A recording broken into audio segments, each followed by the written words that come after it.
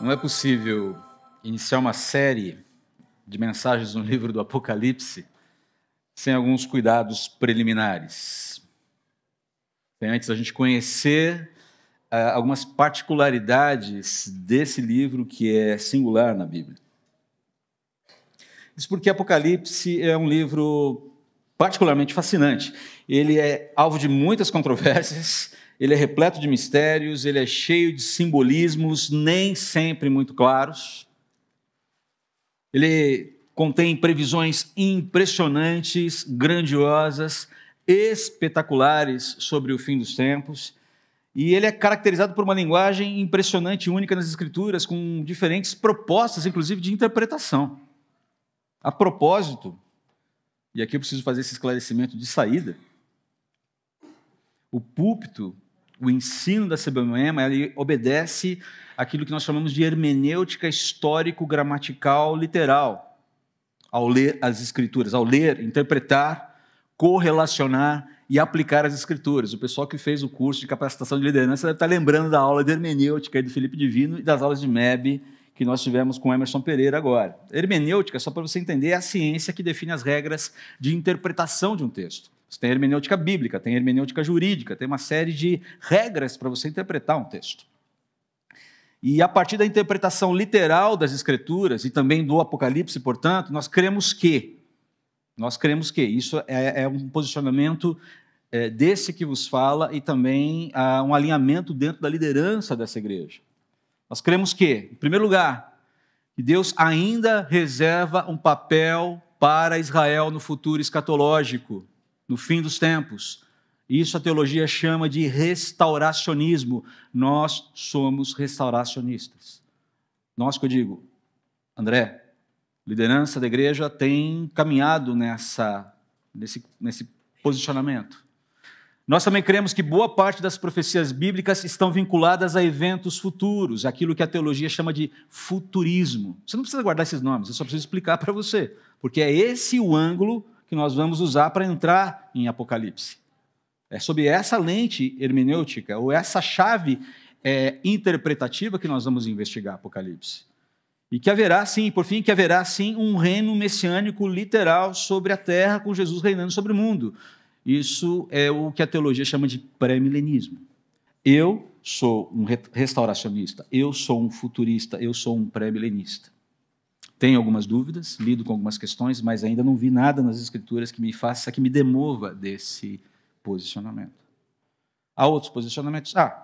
Você quer saber quais são? A gente pode conversar, vamos marcar um café e a gente vai trabalhar sobre isso. By the way, a propósito, vem aí os caçadores dos oráculos divinos. E eu creio que em algum momento lá na frente a gente vai estudar uma matéria chamada escatologia, doutrina dos últimos tempos. E lá a gente vai trabalhar mais tecnicamente sobre essas questões. Aqui nós não temos tempo, eu vou ter que fazer um resumão bem resumido. E aí você vai entender o porquê desses posicionamentos aqui que nos fazem ler Apocalipse de uma determinada forma. Você não precisa gravar nada dessas informações, só entender que Deus ainda, na nossa abordagem, entendemos que Deus ainda reserva um papel para Israel no futuro escatológico, chamado fim dos tempos. Boa parte das profecias bíblicas ainda aguardam um cumprimento futuro, e que haverá, sim, um reino messiânico literal sobre a terra com o Senhor Jesus reinando aqui. Controvérsias, é um livro, como eu disse, controverso. Apocalipse, ele trabalha com uma série de demandas aqui, e é por isso que nós precisamos nos aproximar dele com muito cuidado, com muita calma, com muito zelo. Um querido estudioso das Escrituras, autor de vários livros, Charles Swindoll, ele sintetizou os desafios sobre o estudo do Apocalipse da seguinte forma, não está aqui na sua projeção, eu vou ler para você. As tentativas de interpretar os detalhes do Apocalipse abrangem os extremos do sublime aos extremos do ridículo. Fanáticos tentando estabelecer datas para o retorno de Cristo assustam os crentes que se sentem esmagados com palavras de julgamento e ira, e afastam os céticos que já pensam que a Bíblia está cheia de informações indecifráveis. É um absurdo. Deus promete grandes bênçãos para aqueles que estudam o livro de Apocalipse. Sim, elas existem, nós as veremos, em doses homeopáticas, é claro. e dão ouvidos à sua mensagem. Perceba, Deus promete grandes bênçãos para aqueles que estudam Apocalipse e dão ouvidos à sua mensagem. De fato, em meio aos detalhes, muitas vezes desconcertantes de suas visões, a mensagem final de Deus para a humanidade permanece clara. No final, o bem triunfa sobre o mal, a malignidade será julgada e os justos serão recompensados. Essa é a síntese de Apocalipse. No final, o bem triunfa. Triunfa sobre o mal, a malignidade será julgada e os justos serão recompensados. Você nos ouve falando isso recorrentemente aqui nesse púlpito, não é verdade? A gente fala sempre, a gente sempre toca nesse ponto aqui. Dito tudo isso, colocado e suposto, como se diz por aí, eu esclareço que essa mensagem é uma mensagem introdutória. E ela terá um viés mais instrutivo, mais descritivo do que reflexivo. É necessário. Entenda, isso aqui provavelmente vai parecer, nesse momento, mais uma aula do que uma mensagem. Muito bem. Dados relevantes. Vamos começar com os dados relevantes sobre o livro de Apocalipse. Vamos começar do simples para o complexo. É assim que a gente vai caminhar aqui, do simples para o complexo. Os primeiros dados, quais são eles? Primeiro, quem escreveu? João, o discípulo de Jesus, o discípulo amado, autor também do Evangelho de João e das 3 cartas que levam o seu nome, 1ª, 2ª e 3ª João. O que ele escreveu? Um registro de mensagens, profecias e visões que ele mesmo viu e ouviu. Nós vamos já verificar isso logo no primeiro capítulo. Ele dá essa informação para a gente. Onde escreveu? Na ilha de Patmos, aproximadamente 65 quilômetros da costa da Ásia Menor, Turquia. Tudo acontecia ali, você já reparou? Quase tudo acontecia ali. Onde João foi exilado por causa da sua fé em Jesus. Nós vamos entender o que aconteceu nesse período, quem reinava, quem era o imperador romano na época, quais eram as dinâmicas existentes em relação aos cristãos e por que João foi parar lá. Quando escreveu? 95 ou 96 depois de Cristo, fazendo de Apocalipse um dos últimos livros da Bíblia a serem escritos, se não o último. Nós não temos certeza porque os estudiosos divergem em relação às datações. Muitos, inclusive, alegam que o próprio Evangelho de João chega, em termos de escrita, a cronologia do Evangelho de João, das cartas de João se aproximam de Apocalipse, então há alguma dúvida. Mas existe, com certeza, essa percepção de que Apocalipse foi um dos últimos livros a serem escritos na Bíblia. E, por fim, por que ele escreveu? E isso nos interessa muito. Para mostrar aos crentes as coisas que acontecerão no fim dos tempos, com o objetivo de exortá-los ao arrependimento e à fidelidade. Informações básicas, um registro básico, dados relevantes sobre Apocalipse. Quem escreveu, o que escreveu, onde escreveu, quando escreveu e por que escreveu. Aliás, essas são as perguntas que nós sempre devemos fazer quando nos aproximamos de um texto bíblico, porque isso nos ajuda a entender os propósitos de Deus com aquela parte da revelação. Nós falamos de revelação, nós falamos da palavra de Deus revelada, intencional. Por que escreveu? Quem escreveu? O que escreveu? Onde escreveu? Quando escreveu? Por que escreveu? Isso nos ajuda no norte. Isso faz parte, inclusive, dessa coisa chamada hermenêutica, das regras da interpretação bíblica. É importante você considerar isso sempre que se aproximar do texto bíblico. Pode te ajudar muito a elucidar algumas coisas que, no primeiro momento, parecem meio esquisitas, meio estranhas ali, sobre qualquer texto bíblico. Muito bem, vamos agora para a estrutura temática do livro de Apocalipse. É importante a gente entender essa estrutura. Há muitas propostas de estrutura de livros bíblicos. Cada autor, cada teólogo, cada estudioso, cada pastor faz a sua. Pode ou não fazer a sua. Mas, normalmente, quando você faz uma série de pregações expositivas, você procura ordenar o texto em blocos para entender a continuidade do assunto, como abordar aquele assunto, qual a ênfase desses blocos e como elas estão concatenadas umas com as outras. E essa aqui eu estou emprestando de Charles Swindoll, desse livro Insights on Revelation, que é um livro muito legal, muito bom, eu gosto demais do Swindoll. Ele escreve de uma maneira deliciosa de ler, ele é extremamente elegante na sua apresentação de ideias, refinado, profundo, e é uma leitura extremamente agradável, qualquer um consegue ler. É um livro muito gostoso, eu não sei se existe em português, eu ganhei esse livro já há algum tempo, e estou me deliciando com ele.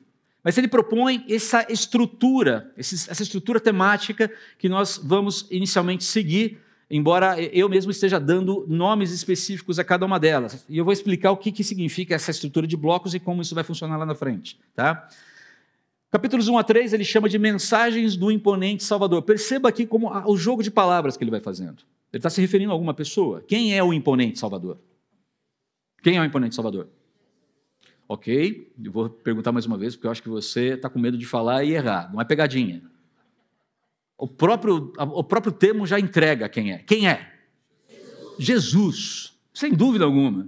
Capítulos 4 a 7, adoração ao digno Cordeiro. Quem é o digno Cordeiro? Jesus. Capítulos 8 a 10, julgamentos do justo Redentor. Quem é o justo Redentor? Jesus.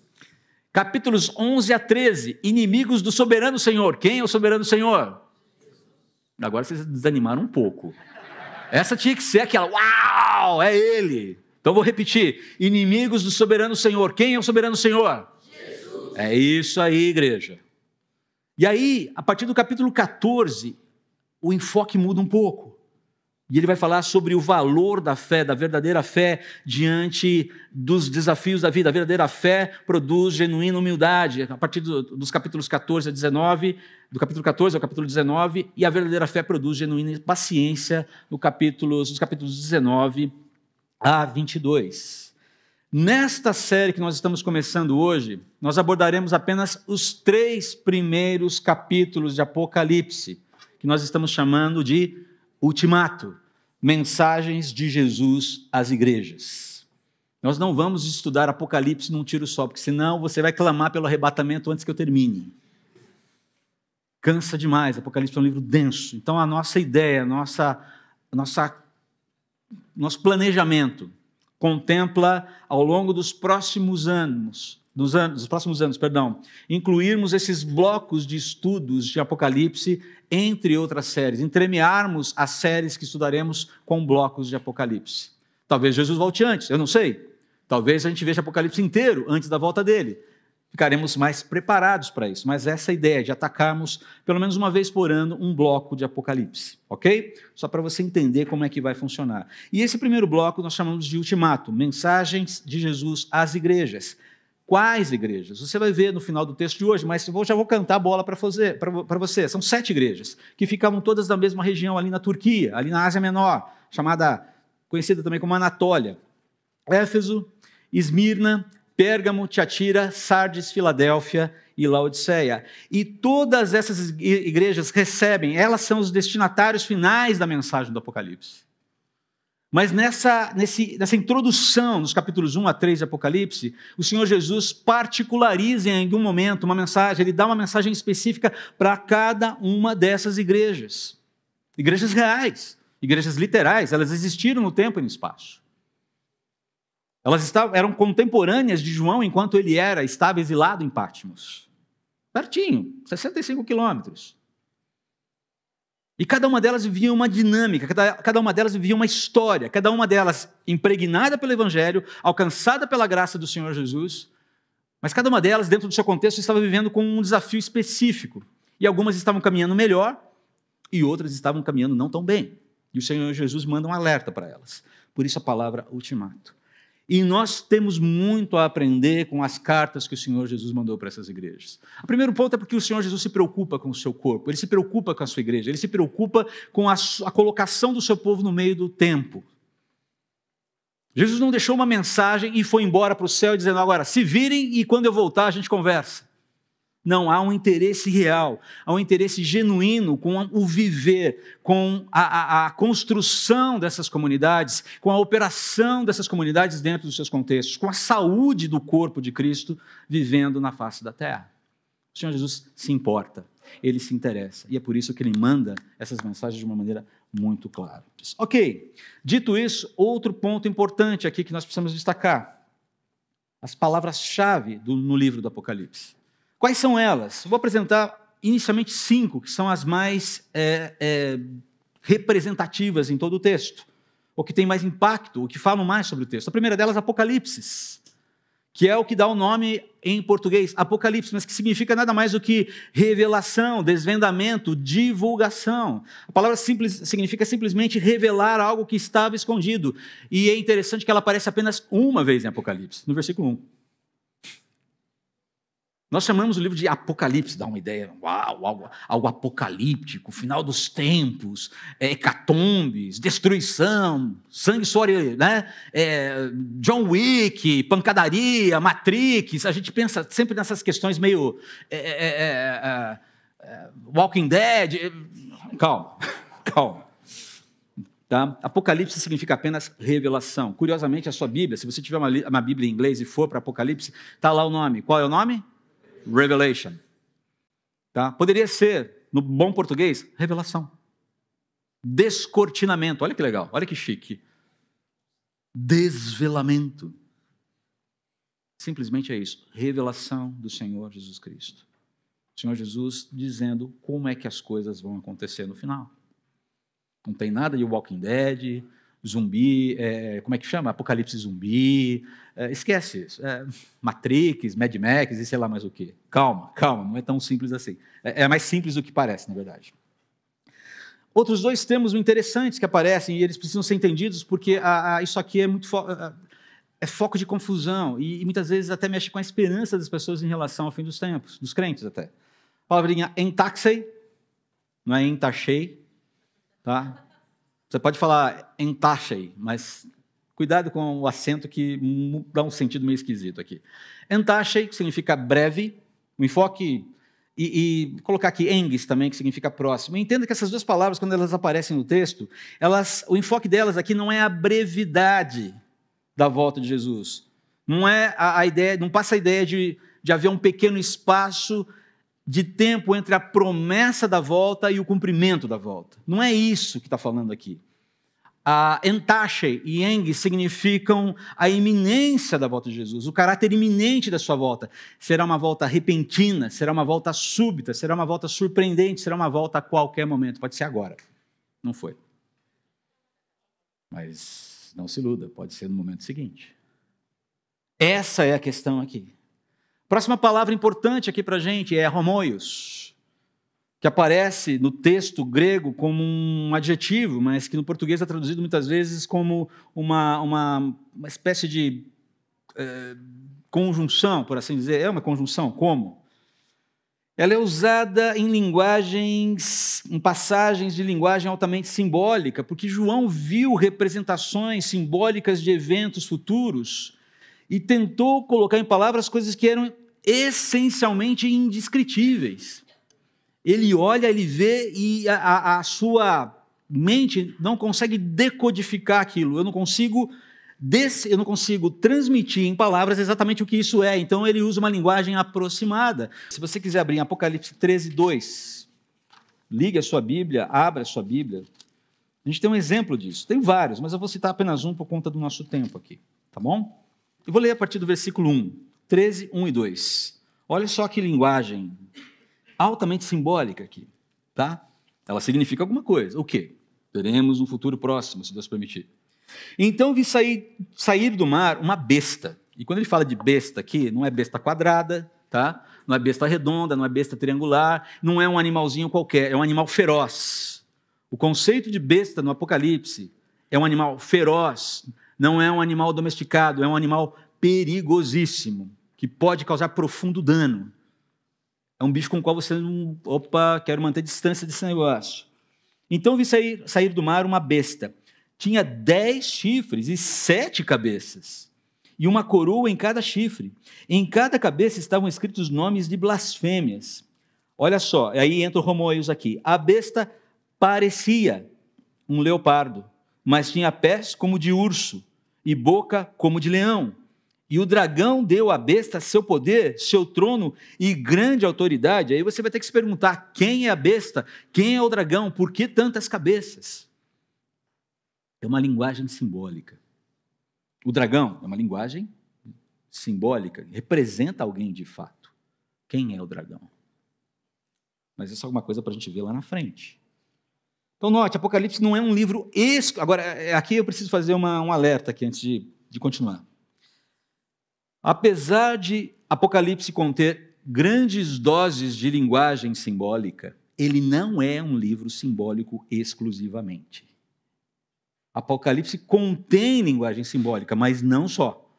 Passagens literais devem ser interpretadas literalmente. É o caso, por exemplo, das passagens das cartas do Senhor Jesus às 7 igrejas. São igrejas literais, são cartas literais, tem informação literal. Aquilo não deve ser espiritualizado no sentido de precisamos descobrir o sentido oculto disso aqui. Não tem sentido oculto, o sentido é aquele que o texto está dando. É muito simples. Vamos descobrir aqui os oráculos, fazer aqui os cruzamentos, vamos fazer aqui uma cabala gospel para descobrir. Funciona assim. O texto é aquilo aí. E os textos simbólicos precisam ser abordados com muito, mas muito cuidado. Porque senão você acaba tirando coelho de cartola. E você sabe que coelho de cartola é truque. Então a gente tem que tomar muito cuidado com isso. A próxima palavra, proskineo. Nossa, para que tudo isso? Você vai entender. Esse termo descreve a manifestação da adoração humana. Apocalipse fala muito de adoração humana. Mas não só a adoração piedosa, a adoração dirigida a Deus. Fala também da adoração humana, maligna, aquela direcionada a Satanás, aos demônios, ao anticristo, aos ídolos. Fala de adoração de uma forma geral e de como o antagonismo entre esses dois movimentos de adoração vai acontecer num dos períodos mais conturbados, ou no período mais conturbado da história da Terra, e qual vai ser a finalização dessa situação. Proskineo, adoração, manifestação da adoração humana, está o tempo todo aparecendo ali, 24 vezes. E por fim, um termo que é a essência desse livro, profeteia, de onde vem a palavra profecia. A palavra profecia, ela é utilizada, só para você entender aqui, é importante você saber disso também, a palavra profecia ela é utilizada de duas maneiras nas Escrituras. A primeira no sentido de proclamação, de proclamar as verdades de Deus, de anunciar as verdades espirituais oriundas da revelação de Deus. Então, em alguma medida, nesse sentido aqui, tendo esse sentido de profecia, sentido de proclamação, eu estou profetizando nesse momento. Estou proclamando a palavra de Deus, estou falando daquilo que está revelado. Mas eu não estou trazendo nenhuma palavra preditiva aqui. Estou falando daquilo que Deus já revelou nas Escrituras. Mas há um segundo sentido, sim, que é o sentido da predição, da revelação que aponta para eventos futuros. E esse é o sentido, esse é o enfoque de profecia, de profeteia em Apocalipse. É a palavra preditiva, é aquilo que virá, mas perceba que essa palavra vem pelo próprio Deus. Aliás, toda profecia preditiva, ela vem de Deus através do instrumento humano. Ela não vem de, olha, Deus me revelou que... Qual era a regra para o profeta que falava em nome de Deus e a coisa não acontecia no Antigo Testamento? Vocês se lembram? Apedrejamento. Porque falou em nome de Deus, direcionou o povo de forma errada, conduziu o povo ao erro, então ele tem que morrer. Porque ele disse ter falado em nome de Deus. Algo grave, gravíssimo no Antigo Testamento. Hoje em dia você continua tendo maus profetas, péssimos profetas, homens que induzem, que conduzem o povo de Deus ao erro. O sujeito já colocou um profeta na frente do nome, você já desconfia. Profeta fulano de tal. Faço previsões, casos amorosos, questões financeiras. Já pega, já faz um búzios logo de uma vez e resolve o problema. Assuma o seu ocultismo. Assuma. O sujeito colocou um profeta na frente do nome, tome cuidado. Tá? Porque profeta não é título. O profeta tem uma responsabilidade. E quando ele fala da parte de Deus, ai dele, se ele falar aquilo que Deus não disse. Especialmente no que diz respeito ao futuro. Então você entende o tamanho do meu tremor aqui na frente, para falar sobre essas questões.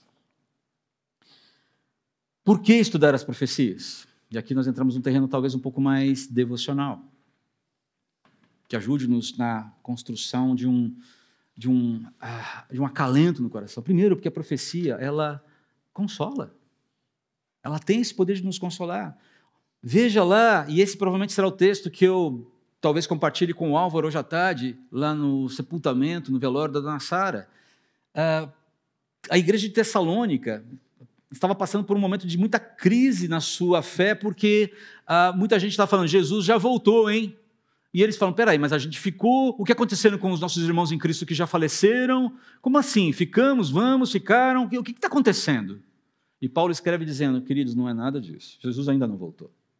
E ele vai explicar sobre a ressurreição e como se dará a ressurreição dos mortos, e que os mortos precederão os vivos quando da volta do Senhor Jesus. Eles terão primazia porque passaram pela morte. E ele vai trabalhando aquilo, e à medida que você vai lendo aquelas palavras tão maravilhosas de revelação do Senhor Jesus para Paulo, o coração vai ficando aquecido, porque você sabe que aqueles que já descansam no Senhor têm os seus corpos ali depositados no sepulcro, mas já vivem, a sua alma já vive com o Senhor, e no momento em que o Senhor voltar, haverá essa restauração, esse corpo que sairá da cova, será glorificado, receberá uma composição eterna, e haverá essa reunião do corpo com a alma, porque você não consegue viver uma eternidade sem um corpo. Essa visão de desencarnar e ficar completamente desencarnado para o resto da vida é uma visão grega. Sócrates pensava assim, Platão pensava assim. De uma maneira muito mais, digamos, lógica, Aristóteles vai pensar nisso. Lógica não no sentido, talvez lógica não, técnica, talvez seja a palavra. Mas isso nunca foi parte da revelação de Deus. Lá no início, Deus criou o homem à sua imagem e semelhança e o formou do pó da terra e soprou nele o fôlego de vida. Nós somos uma unidade psicofísica e nós precisaremos dessa unidade psicofísica reconstruída, restaurada, glorificada para vivermos a eternidade. E é exatamente isso que Paulo está prometendo ali. Falando da volta de Jesus. Quando o Senhor Jesus voltar? Olha só que interessante, a profecia também acalma. É interessante você lembrar ali, se você pensar ali, Paulo, ali em Tito, capítulo 2, versículo 13, ele fala sobre a nossa bendita esperança no crente, num mundo cada vez mais caótico. A bendita esperança da segunda volta, da segunda vinda de Jesus é o que sustenta os cristãos. Não são as suas aplicações rendendo a mais de 15% ao ano. Não é mudar para o paraíso fiscal na terra. Não é se ver livre, de repente, de um sistema político opressor, de um sistema jurídico que está falhando, de uma Constituição que não é cumprida. Mas a profecia do Senhor nos acalma. Ela nos mostra que é uma bendita esperança, um acontecimento absolutamente abençoador para os que pertencem a Jesus. Em terceiro lugar, a profecia converte. Ela convence as pessoas de que Deus existe, Ele é real e que Ele é a única solução para esse mundo quebrado.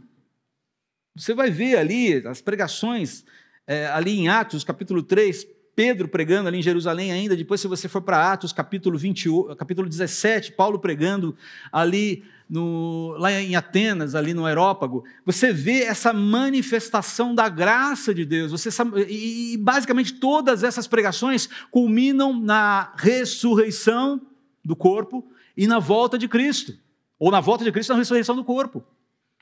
A pregação completa, nós ressuscitaremos, o Senhor Jesus voltará, Ele julgará o mal, Ele punirá o mal, Ele fará novos céus, nova terra, não com esses detalhes todos, mas a pregação, ela culmina em Cristo, ela aponta para Cristo e fala da obra completa de Cristo. Tem gente que ouve, os atenienses, ressurreição dos corpos. Sócrates falou que isso não existia. Platão disse que isso não existia. Para com isso, você está ficando louco. Alguns se convencem e se rendem a Jesus. E outros falam, vamos tentar conversar um pouquinho sobre isso em algum outro momento. Sempre você vai ter esses três grupos. Aqueles que são alcançados, aqueles que rejeitam e aqueles que eu preciso considerar um pouco mais. Isso pode ser bom. Atitude dos bereanos lá em Atos, lembra-se? Paulo chega para pregar, começa a falar, e eles falam, peraí, tá muito legal tudo isso que você está falando, Paulo, mas vamos examinar as Escrituras para ver se de fato é assim? Joinha, vamos. Consistência, a fundamentação ali. Esses caras chegam à fé de uma maneira clara, de uma maneira consistente, de uma maneira boa. A profecia purifica. Se sabemos que Jesus pode voltar a qualquer momento, faz sentido a gente buscar paz, pureza e irrepreensibilidade, não faz? E não faz nenhum sentido você buscar paz, contentamento e plenitude em qualquer coisa que não seja Ele, qualquer pessoa que não seja Ele, qualquer situação que não seja Ele, que não esteja ligada a Ele. Quinto, a profecia compele. Nós vemos lá, novamente, Paulo falando sobre a ressurreição, ali no capítulo 15 de 1 Coríntios, diante da brevidade da vida, da iminência da volta de Jesus e certeza da ressurreição que Ele nos assegurou, a gente deve permanecer forte, firme, trabalhando com entusiasmo, porque o que fazemos para Ele não é inútil. A construção de uma vida em torno do Senhor Jesus, de uma masculinidade, de uma feminilidade, da paternidade, da maternidade, da profissão, do relacionamento com os bens, da visão de mundo, de como a gente se porta dentro da sociedade, tudo isso, quando é conduzido pelo Espírito, abençoa a nossa casa, abençoa o nosso trabalho, abençoa a sociedade e abençoa a igreja, e isso é ser sal e luz. A profecia, ela nos compele. Nós sabemos, aprendemos, começamos a entender para quem a gente quer viver. E a gente já aprendeu, e chega uma hora na vida que você começa a entender que viver para você mesmo não é um bom negócio. Não dá muito certo.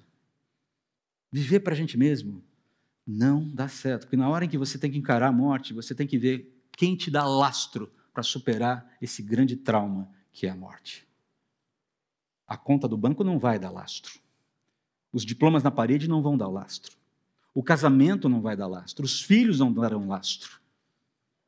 O seu legado não vai dar lastro. É você sozinho diante do inevitável. E aí? Cristo dá lastro. Ele lastreia você na morte.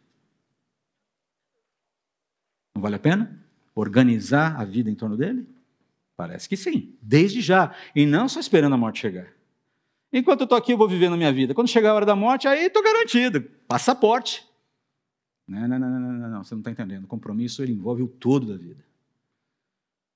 A profecia esclarece, ela apresenta, ela comunica, ela ilumina, ela ordena a compreensão dos eventos elevados, ou dos eventos planejados, por Deus. Escrevi errado aqui, ou é meu olho que está me confundindo aqui, desculpe, tá bom?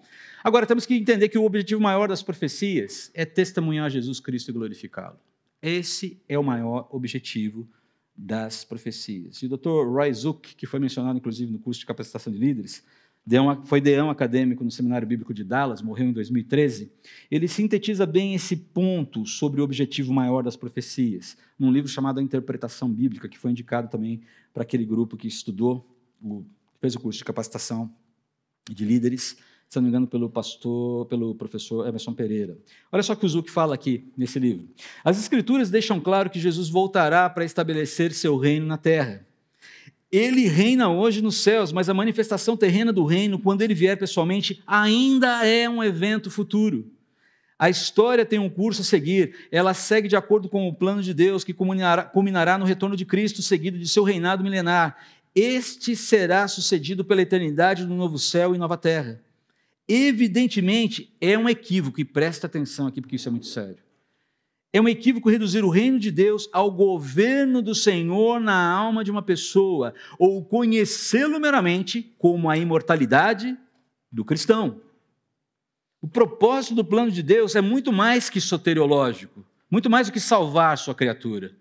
Claro, compreende a salvação do homem, sem dúvida alguma, mas o plano de Deus visa, sobretudo, a sua glória. Você pode ler isso lá em Efésios capítulo 1, versículo 6, versículo 12, versículo 14. Lembra-se do porquê Deus se torna homem? Aquela conversa de Jesus com Pilatos ali antes da sua condenação, da sua crucificação, capítulo 18, versículo 37 de João, quando Pilatos fala para ele assim, então você é rei. E Jesus vira para ele assim, você está dizendo que eu sou rei. Mas por essa razão eu vim ao mundo, para dar testemunho da verdade. Essa é a razão principal. É mostrar quem é quem na realidade. Vocês estão vivendo debaixo de uma mentira, eu vim aqui colocar a realidade no lugar, eu vim aqui trazer luz sobre a verdade, vim destacar a verdade, eu vim mostrar qual é de fato a verdade. E isso faz toda a diferença. O propósito principal, o objetivo principal da profecia é doxológico, é a glória de Deus, muito mais do que soteriológico, a salvação do homem. Considerando ainda o objetivo da profecia, note que o argumento de um outro autor que eu estou amando ler, foi indicado recentemente também pelo professor Felipe Divino, que deu aula para a gente, pastor Michael Youssef, num livro chamado Is the End Near? O fim está próximo? Um livro maravilhoso que aborda o ensino de Jesus em Mateus 24. Para quem não sabe, Mateus 24 é a mensagem profética de Jesus sobre o fim dos tempos. Tá bom? Olha só o que ele fala. Deus não nos deu a profecia bíblica para que pudéssemos saber exatamente o que está para acontecer e quando acontecerá. Principalmente o quando acontecerá. Deus nos deu a profecia bíblica para nos instruir e nos encorajar a viver uma vida... Completem os pontinhos. Então, vou repetir aqui. Deus nos deu a profecia para nos e nos a viver uma. Ele quer que vivamos obedientemente, vigilantes e preparados. Repito, obedientemente, vigilantes e preparados para o seu retorno a qualquer momento.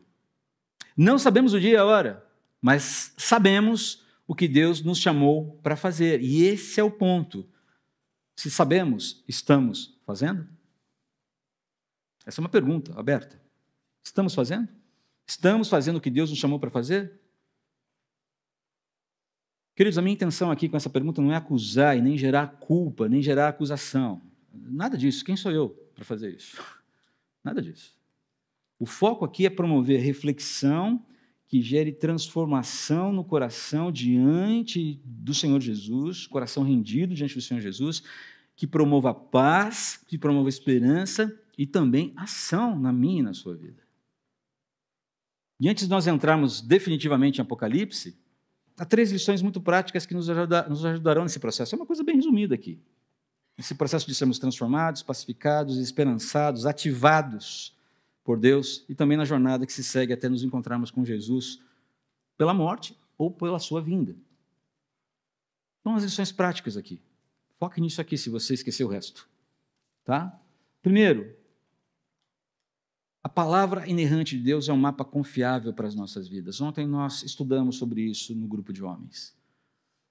Definimos a palavra de Deus. Como você define numa única palavra o conceito que você tem pela palavra de Deus. E a palavra, o termo que nós utilizamos foi suficiente.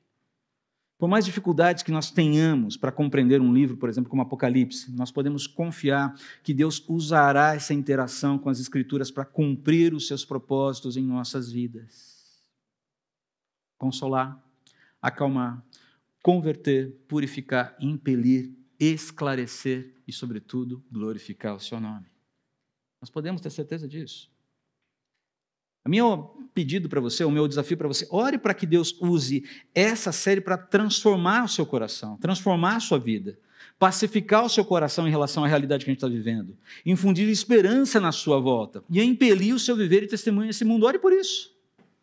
Faça essa oração para Deus. Senhor, use essa série em Apocalipse para transformar o meu coração, para pacificar a minha vida, para infundir esperança e me mover à ação.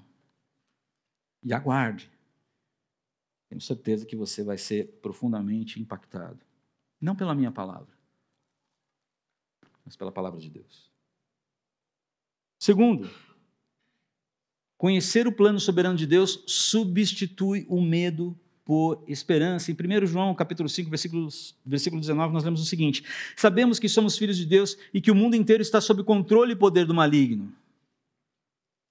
O que isso tem a ver com o que eu estou falando aqui agora? Estar sob o poder, o controle do maligno é estar escravizado, inclusive, pelo medo. E o cristão não precisa mais viver com medo. Olha só o que nós lemos aqui no Insights on Revelation, do Charles Swindoll. Pessoas em todo o mundo vivem escravizadas pela superstição, medo do desconhecido e pela ansiedade quanto ao futuro. Não só questionam o seu caminho pessoal nos próximos anos, mas muitos têm uma sensação avassaladora de que o mundo inteiro e toda a humanidade estão fora de controle. É verdade ou não é? Você não tem conversado com as pessoas e está todo mundo meio inquieto sobre, cara, o que está acontecendo com o mundo, hein? Pessoas que não são cristãs, que não conhecem a Jesus, que sequer às vezes têm temor de Deus, mas estão olhando e falando, meu, que bagunça é essa? Você viu a abertura da Olimpíada? Você viu o show da Madonna? Eu falei, rapaz, deixa eu te contar, você não sabe, o babado é maior.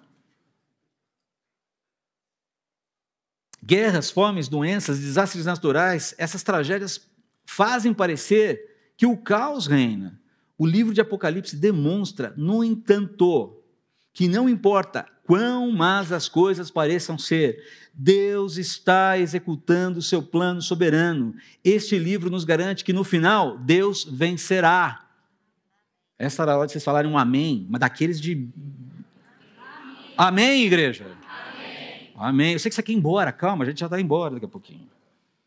Conhecer essa verdade básica e refletir sobre como isso acontecerá substituirá medos desnecessários por esperança e confiança não em nós, ou em outras pessoas, ou em sistemas, ou em governos, ou em programas sociais, econômicos, ou seja lá o que for, mas no próprio Deus. Uma outra sugestão aqui, ore a Deus clamando que use essa série para tratar seus medos, para tratar seus receios, para tratar seus temores em relação ao futuro. E você os tem, eu os tenho. E enquanto eu estava preparando essa mensagem, Deus tratou alguns. Eu comecei o estudo dessa série, dessa mensagem, de um jeito e terminei de outro. Alguns temores foram tratados no processo. E estão sendo tratados. Amém por isso. Esse ânimo que eu estou sentindo aqui não é porque tudo me vai bem. Eu olho para você, nesse momento, e peço que você continue orando pela recuperação dos meus olhos, e é como se tivesse um vidro com sujeira na minha frente aqui. Ler está sendo difícil. Esse ânimo não é porque as coisas estão bem, que a saúde está 100%, mas é porque a esperança foi reaquecida no coração. E eu posso vibrar com isso, ainda que os meus olhos estejam vendo de uma maneira meio esquisita. E por fim, o glorioso Filho de Deus é digno da nossa adoração. Apocalipse deixa claro que Jesus é o centro da profecia. Capítulo 19, 10 de Apocalipse diz o seguinte, eu vou ler aqui rapidamente para vocês. Então eu caí aos pés do anjo para adorá-lo, João falando isso. Mas ele me disse, não faça isso, eu sou um servo como você e seus irmãos que dão testemunho de sua fé em Jesus. Adore somente a Deus, pois o testemunho a respeito de Jesus é a essência da mensagem revelada aos profetas. E aqui você vê um eco maravilhoso daquele episódio de Jesus caminhando com os discípulos de volta para Emaús depois da sua ressurreição no domingo. E explicando a partir de Moisés, passando por todas as escrituras, chegando aos profetas. Ele diz, tinha que acontecer isso com o Messias, não tinha? Com o The Chosen One. Abriu os olhos. Uau! Adoração, reconhecimento, coração aquecido. Queridos, nós adoramos a Jesus pelo que Ele fez na cruz, livrando-nos da nossa culpa, pelo pecado. Nós adoramos a Jesus pelo que Ele faz, intercedendo por nós diante do Pai nos céus. Isso está lá em 1 João, capítulo 2. Apocalipse nos dá mais uma razão para adorar a Jesus. É o que Ele fará por nós no futuro. E mais uma coisa, aqui uma recomendação. Evite, nesse primeiro momento, ficar buscando mensagens no YouTube, no Instagram, seja lá que rede social você usa, sobre Apocalipse. Porque tem muita gente falando muita coisa sobre. E eu não gostaria que o seu coração fosse contaminado com visões, nem sempre, aplicações, leituras. E está cheio de teoria da conspiração em cima de Apocalipse. O que tem de gente falando coisas esquisitas aí, dizendo, olha, o anticristo é tal fulano. Olha, espera porque agora vai. E sempre que alguém tenta marcar data, para Jesus voltar, dá BO. Eu já cheguei a ouvir falar, porque as pessoas não tiveram fé, por isso Jesus não voltou. Eu falo, tá bom, então tá bom. Depende da minha fé, Jesus voltar. Ok, perfeito. Pode ter certeza que se esse é o Jesus no qual você crê, ele não tem nada a ver com o Cristo que se revela nas Escrituras, ao qual eu me dobro. Ele tem autonomia para voltar. Ele não depende de mim para isso. Então, eu peço a você que, por favor, reserve a sua atenção na interação com o Apocalipse para o texto bíblico. Vamos do simples para o complexo, ok? Não contamine, não abra espaço para que o seu coração e a sua mente sejam contaminados com muitas besteiras que estão sendo ditas por aí. Tem muita gente falando coisa boa, mas nesse momento talvez é preciso dar um passo para trás até que a gente consiga ter critério suficiente para descobrir quem é que vale a pena ouvir e quem é que vale a pena dar um chutão e nunca mais ter espaço no nosso celular. Lembre-se que Jesus continua a ser o centro da nossa adoração, o foco da nossa obediência e a fonte da nossa bênção, tanto agora quanto na eternidade por vir. Nós não devemos esperar a volta do Senhor Jesus para escapar do mundo. Nós devemos esperar a volta do Senhor Jesus como um evento que coroa uma vida que já o serve de maneira útil hoje, aqui e agora. Podemos falar um amém? É isso? Obrigado, Senhor, pela tua palavra. Sei que foi uma profusão de informações e talvez tenha cansado um pouco os meus irmãos, mas era necessário, Pai, nós estabelecermos esse frame antes de entrarmos em Apocalipse, para tratarmos com honestidade o texto bíblico e sorvermos dele, pela ação do teu Espírito, as bênçãos que o Senhor promete que ele nos trará. Oramos confiados em ti, de que o Senhor assim o fará, em nome de Jesus. Amém.